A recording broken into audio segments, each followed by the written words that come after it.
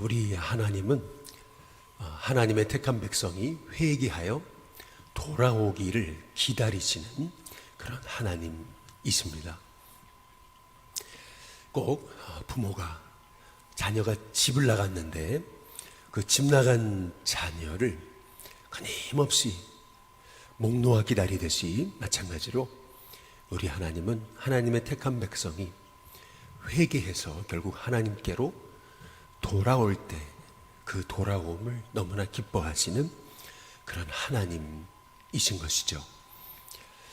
팀 켈러 목사님이 쓰신 탕부 하나님이라는 그런 책이 있습니다. 여러분 잘 아시다시피 팀 켈러 목사님은 그 복음의 불모지라고 말하는 그 뉴욕 한복판에서 수많은 그 상처난 자, 또 억눌린 자, 또 죄인들을 주님 앞에 돌아오게 해서 도시 부흥 선교의 하나의 아주 엄청난 그런 획기적인 부흥의 모델을 만드신 그런 분이 아니겠어요? 근데 그 우리 팀 켈러 목사님이 탕부 하나님이라고 하는 책에서 이제 하는 말씀이 있습니다. 우리가 보통 이 누가복음 15장의 비유를 탕자의 비유다 이제 이렇게 이제 말씀하고 있잖아요. 이 탕자라고 하는 말을 영어로 prodigal son이라고 그러거든요. 이 prodigal son이라고 하는 prodigal이라는 말은 우리가 보통 방탕한 아들 뭐 이렇게 이제 해석을 하지만은 이 prodigal이라고 하는 말은 또 다른 이 뜻이 있다라고 하는 거죠. 아주 그냥 헤프게 낭비하는 이라고 하는 이제 뜻이 있다라고 하는 것입니다. 그래서 이 프라디갈이라는 말이 낭비하다라고 하는 의미에서 탕자라고 얘기한다면 어찌 보면은 이 탕자의 이 비유, 누가복음 15장의 말씀은 탕자의 비유라기보다는 탕부의 비유라는 것입니다. 아들이 돌아오기까지 기다리실 뿐만 아니라 자기 재산을 다 탕진하는 한이 있더라도 헤프게 다 낭비하는 한이 있더라도 그렇게 아들이 돌아오기를 기다리시는 그러한 탕부 하나님이 바로 우리 하나님이시다라고 하는 것이 바로 이 팀 켈러 목사님이 말하는 이 누가복음 15장의 비유의 핵심이라고 하는 거죠. 그 탕부 하나님은 어떤 하나님이셨습니까? 택한 아들이요, 자기 아들이 방탕하여 그래서 집을 나가죠. 거기서 다 허랑방탕해서 모든 거 다 난리지만은 아들이 완전 빌털터리가 되어 돌아올 때 그 아들을 두 팔을 벌려 맞이할 뿐만 아니라 목을 끌어안고 또 그 아들이 돌아왔을 때 아주 사람들을 불러 잔치를 하시는데 정말 탕부 하나님이 맞죠? 완전 살찐 송아지를 잡고 그리고 그렇게 춤추며 기뻐하면서 아들에게 가락지를 끼워주고 말이죠. 신을 신겨주는 그런 탕부 하나님이다. 이제 그것이 그 하나님이 우리가 믿는 하나님이다. 이것이 예수님이 이 바리새인들에 의해 가르쳐 주신 그런 비유의 핵심이라고 이제 말씀하고 있는 것이죠. 마찬가지로 오늘 말씀에 보면은 오늘 말씀의 주인공은 바로 요담의 아들 아하스입니다. 참 아이러니하게도 우리가 27장 우리 1절에 보시면은 이 요담은 유다에서 16년 동안 다스리거든요. 근데 28장 1절에도 보시면 아하스도 16년간 다스려요. 아버지도 16년, 아들도 16년입니다. 그런데 이 동일한 16년이 아니에요. 아버지는 정직하게 하나님 뜻을 행하려고 애썼어요. 그래서 바른 길을 여호와 앞에서 걸었으므로 점점 강하게 됐어요. 그러나 아하스는 정반대죠. 여호와 보시기에 정직하게 행하지 않습니다. 정직하게 행하지 않을 뿐만 아니라 2절에 보니까 이스라엘 왕들의 길로 행했다. 이렇게 말씀하고 있어요. 다윗의 길이 아닌 이스라엘 왕들의 길로 행했다라고 하는 말씀의 의미는 이 아하스가 완전 하나님이 택한 유다 백성인데, 유다 왕인데 그가 완전 불신자보다 더한 그런 우상 숭배자가 되었음을 이제 말씀하고 있는 것입니다. 어느 정도 그가 우상 숭배를 했냐면 2절에 보니까 바알들의 우상을 아예 부어 만들었다, 이제 이렇게 이제 말씀하고 계십니다. 꼭 시내산에 올라가서 십계명을 받을 때 모세가 40일간 기도하고 내려왔을 때 그 시내산 밑에서 이스라엘 백성들이 바알을 부어 만들어서 그래서 금송아지를 섬겼던 것처럼 그렇게 이 아하스가 하나님 앞에 완전 우상숭배하는 우상숭배자가 되고 말았음을 말하고 있는데요. 그냥 우상숭배자가 아닌 3절에 보니까 또 흰놈의 아들 골짜기에서 분향하고 그렇게 말하잖아요. 여호와께서 이스라엘 자손 앞에서 쫓아내신 이방 사람들의 가증한 일을 본받아 그랬습니다. 본받을 것이 없어가지고 우상숭배를 본받았다 그랬습니다. 그래서 어느 정도까지 그가 우상숭배를 본받냐면 그의 자녀들까지 불사르는 이 몰렉의 제사를 그가 행했음을 성경이 말하고 있는 거죠. 자기 아들을 불로 태우는 그러한 제사를 지내는 참 어리석은 그러한 왕의 역사, 그것도 16년 동안 자기 아버지의 요람과는 정반대의 그러한 불신자의 그 삶보다 더한 완전 우상숭배자의 삶을 살았음을 오늘 성경이 이제 말씀하고 이제 있는 것이죠. 하나님은요, 사랑하시기 때문에 징계하십니다. 하나님의 가장 큰 심판이 있다면 그거는 내버려 두는 겁니다. 로마서 1장에서도 말씀하셨듯이 바로 하나님을 모르는 백성이 하나님 보실 때 부끄러운 일을 행하잖아요. 남자가 남자와 더불어, 여자가 여자와 더불어 그렇게 동성애를 행하고 그렇게 하나님 보실 때 아주 부끄러운 일을 할 때 하나님이 보여주신 가장 큰 심판, 그것은 매를 들어 때리는 게 아니고 그냥 내버려 두는 거라고 그랬습니다.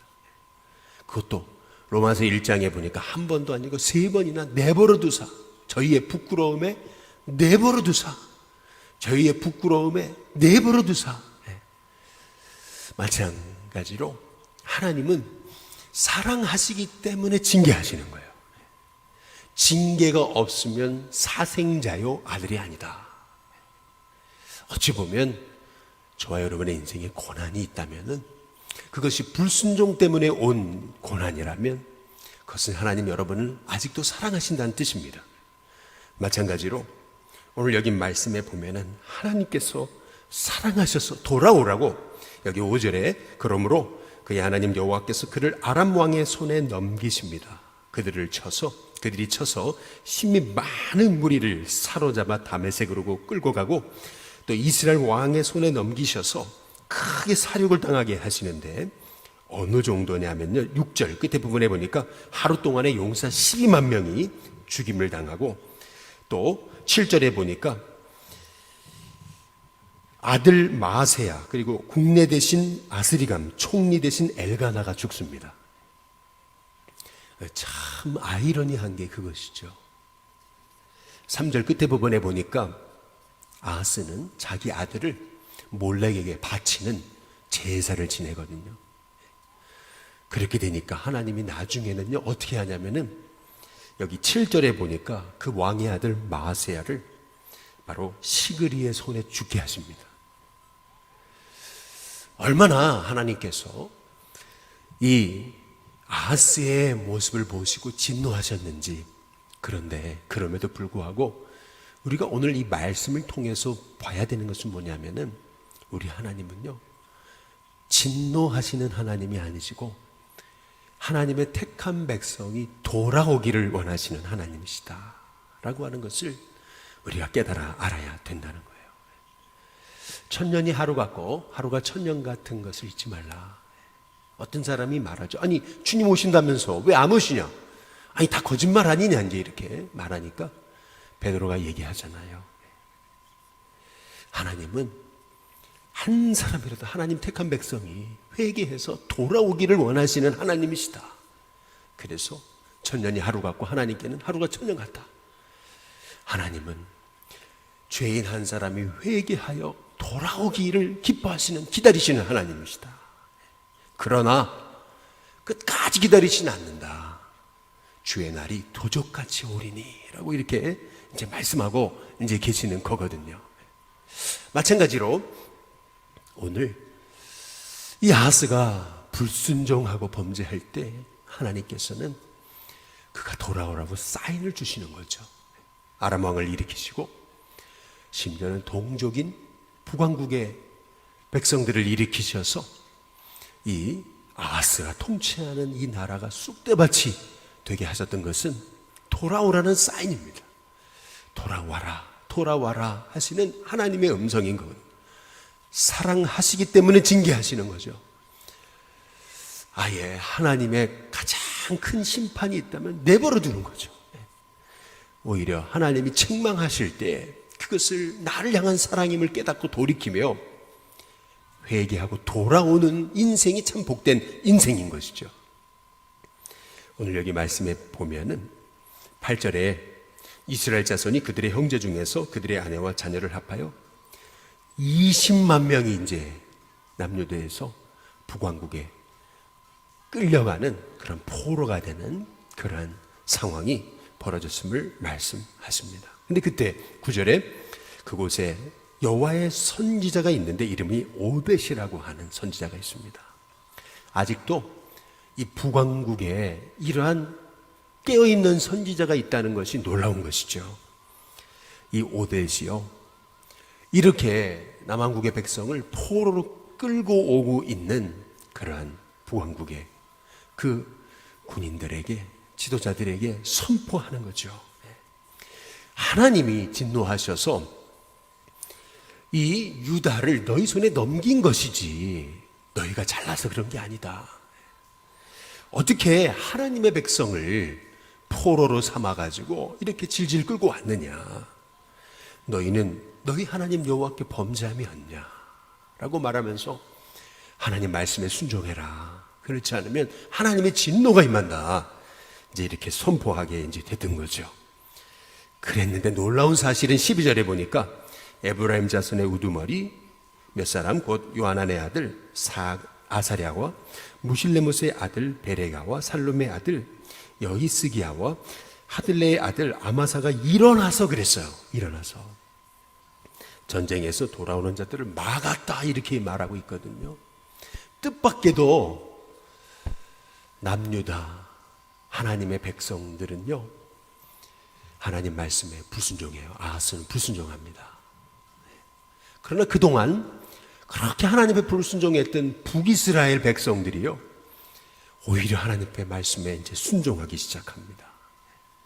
그러면서 어떻게 되냐면은 15절에 이제 보시면은 이 위에 이름이 기록된 자들이 일어나서 포로를 맞고 노력하여 온 것 중에서 그 다음 뭐라 그래요? 옷을 가져다가, 그 다음에 아주 중요한 말씀이죠. 벗은 자들에게 어떻게 했다고요? 입히며. 그들이 포로가 돼서 다 발가벗겨지고 아주 그냥 굴비에 그냥 매여서 그렇게 이 사람들이 굴비처럼 그렇게 묶여가지고 끌고 갔던 사람들을요, 옷을 입혀주고 신을 어떻게 해요? 신겨주고 또 어떻게 했어요?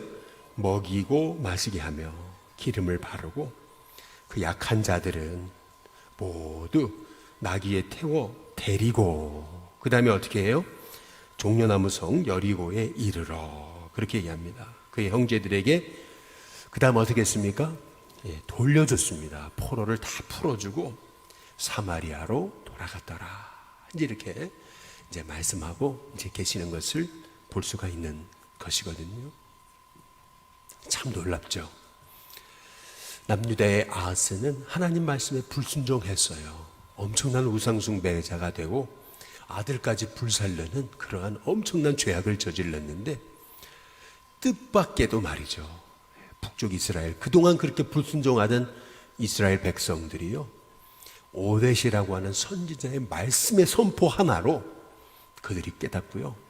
어떻게 20만 명이라고 하는 그 포로를 다 풀어줍니까? 이야, 20만 명이라면 노예로 끌고 가면은요, 얼마나 돈이 되고, 얼마나 그들에게 있어서 그들에게 많은 이익을 주는 그러한 사람들입니까? 그런데 북쪽 사마리아의 백성들은요, 이 오벳이라는 하나님의 종의 말씀에 순종하고 있음을 성경이 말하고 있어요. 오늘 이 말씀을 통해서 이 역대기 기자가 말하고 있는 이 엄청난 뜻밖의 사건, 이 뜻밖의 일들을 통해서 우리에게 말씀하시는 것이 뭡니까? 정작 순종해야 될 하나님의 백성들은 순종하지 않고 오히려 뜻밖의 사람들을 일으키셔서 하나님께서 여전히 너희를 버리지 않았다. 너희는 택한 백성이다. 돌아와라. 말씀하시는 분이 바로 우리 하나님이시라는 거죠. 끝까지 유다 백성을 버리지 아니하시고 하나님이 오히려 우리를 부끄럽게 하실 정도로 뜻밖의 하나님의 백성을 일으키셔서 하나님이 우리로 하여금 아직도 너희 버리지 않았다. 아직도 너희를 사랑한다. 돌아와라. 말씀하시는 분이 바로 우리 하나님이시라는 거죠. 하나님은 여전히 하나님의 택한 백성이 회개하여 돌아오기를 원하십니다. 어찌 보면 이 시대 한국교회가 어렵고 또 이 땅이 어려운 것은요, 세상 사람들이 죄악에 빠지고 그렇게 말도 안 되는 그러한 세상의 죄악에 물들어서 이 땅에 이 한국교회의 미래가 암울한 것이 아니고요, 어찌 보면 하나님의 택한 백성이 하나님이 기뻐하시는 그 복음의 자리, 기도의 자리, 말씀의 자리, 은혜의 자리, 예배의 자리, 순종의 자리를 잃어버렸기 때문에 그렇습니다. 하나님의 백성이 말씀 전하지 않고 복음 전하지 않고 영혼들이 죽어가는데도 아무런 그러한 마음에 그런 아픔이 없어요. 이 땅이 이렇게 죄악 가운데 치닫고 있는데도 전혀 그 치닫는 영혼에 대한 안타까움이 없는 거예요. 하나님 백성이 하나님이 부르신 그 부름의 자리를 잃어버렸을 때 하나님께서는 안타까워하시며 내가 부른 너희의 부름의 자리로 돌아와라고 하나님께서 말씀하시는데도 택한 백성이 깨닫지 못하는 거죠. 택한 백성이 불순종하는 거예요. 택한 백성이 오히려 더 세상보다 더 하나님 말씀 앞에 떠나서 오히려 택한 백성이 방황하고 있는 것입니다. 오늘 이 말씀을 통해서 우리는 하나님의 그 안타까워하시는 하나님의 말씀, 하나님의 택한 하나님의 백성이 돌아와야 되는데 돌아오지 못하고 오히려 얼마나 이렇게 부끄러운 모습을 보여주고 있는 이런 이 땅의 모습, 이 땅의 백성들을 향해서 택한 백성아 돌아와라 하나님께서 말씀하고 계시는 것이죠. 선한 사마리아인의 비유의 말씀을 통해서 우리 예수님이 말씀하신 것은 그 말씀의 핵심은 선한 사마리아인처럼 그렇게 선한 일을 감당하라 라고 하는 말씀에만 있는 것이 아닙니다. 선한 사마리아인의 말씀의 비유의 핵심은 어떤 사람이 여리고로 내려가다가 이렇게 말씀하잖아요. 오늘 여기 말씀에서도 15절 끝에 부분에 보니까 종려나무 성 여리고에 이르러 이렇게 얘기하고 있거든요. 여리고 똑같은 배경을 가지고 있잖아요. 선한 사마리아인의 비유의 말씀을 통해서 말씀하시는 것은 한 사람이 예루살렘에서 여리고로 내려가다가 강도를 만났어요. 거반 죽게 됐습니다. 근데 그때 제사장도 보고 피하여 지나가고 레위인도 보고 피하여 지나갑니다. 그러나 뜻밖의 선한 사마리아인이 그렇게 경멸하고 그렇게 차별하던 사마리아인이 말이에요. 인간 취급도 하지 않던 그 사마리아인이 그 강도 만난 자를 돌봐주잖아요. 그의 그 성경에 누가복음 10장에 보니까 이 강도 만난 자가요, 강도에게 옷을 다 빼앗겼어요. 벌거벗은 채로 쓰러져 거의 죽어가고 있어요.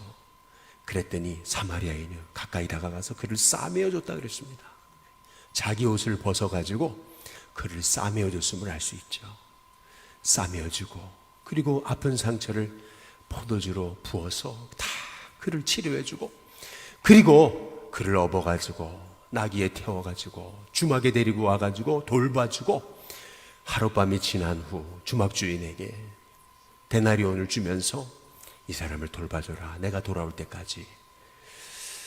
누가 이 강도 만난 자의 이웃이 되겠느냐? 너도 이와 같이 하라 라고 말씀하시는 이 주님의 말씀의 의미는요, 바로 택한 백성이 하나님의 복음의 말씀 잊어버리고 영혼에 대한 사명 잃어버려, 그 사명 잃어버릴 때 하나님께서는 돌들이라도 일어나서 소리치게 하겠다 말씀하시는 하나님의 애타하시는 그 말씀이 이 사마리아인의 비유를 통해서 말씀하시는 거죠. 마찬가지로 우리는 오늘 이 시대를 향한 주님의 말씀에 우리가 청종할 필요가 있습니다. 오히려 택한 백성이 말씀을 잃어버려 소위 갈짓자로 이리저리 헤매며 죽어가고 있는 이때에 세상이 죄악으로 병들어서 세상이 망하는 게 아니고 하나님의 택한 백성이 말씀에 떠나서 사명 잃어버리니까 이 땅이 갈짓자가 되어버린 거죠. 우리는 일어나야 됩니다. 다시 일어나서 복음 앞에 엎드리며 말씀 앞에 순종할 때 하나님께서, 우리를 끊임없이 기다리시는 하나님께서 우리에게 다시금 부흥의 때를 허락하시고 다시금 우리에게 하나님의 은혜를 주실 것을 믿으면서, 하나님, 아하스가 바로 우리입니다. 아하스가 단지 아하스가 아닙니다. 바로 우리입니다. 고백하면서 회개하는 아하스와 같은 하나님, 우리가 바로 회개하는 하나님의 종 되게 해달라고 기도하는 하나님의 종들 다 되시기를 주님의 이름으로 축복합니다. 우리 찬송가 322